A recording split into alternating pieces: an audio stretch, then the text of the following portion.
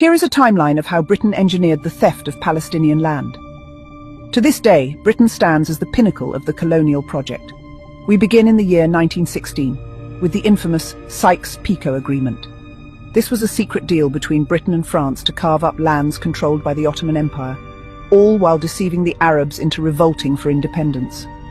Palestine was placed under international administration, and Greater Syria was fractured. In the year 1917, we see the Balfour Declaration.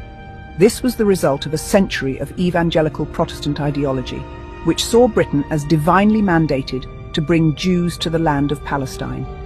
Britain promised to support the establishment of a so-called Jewish national home in Palestine. No mention was made of the rights of the indigenous Arab population. From 1921 to 1922, Britain was granted the mandate over Palestine. New borders were drawn, separating Palestine from Syria and Lebanon, severing historical land ties. Throughout the 1920s and 30s, forced sales began.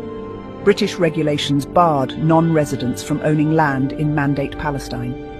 Many Arab landowners living outside the land were prevented from managing their properties and were forced to sell at low prices due to legal and logistical barriers. Zionist agencies, backed by European capital and British legal cover, stepped in as exclusive buyers. Between 1936 and 1939, Britain introduced the Land Transfer Ordinance.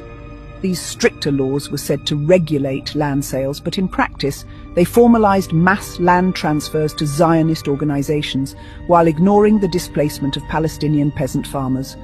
During the same period, the Arab Revolt erupted. Palestinians rose up against British policies and land dispossession. Britain brutally suppressed the revolt with executions, home demolitions and curfews, all while continuing to arm and train Jewish militias. In 1947, the United Nations Partition Plan was proposed. The vast lands acquired under British facilitation now formed the backbone of the proposed Jewish state. Palestinians, who owned more than 90% of the land, were offered only 45% of the territory. In 1948 came the Nakba, the catastrophe. Zionist militias seized more than 78% of the land. Over 750,000 Palestinians were expelled, while British occupying forces prevented Palestinians from forming any military force, yet actively trained Zionist gangs. This is the legacy of British savagery in Palestine.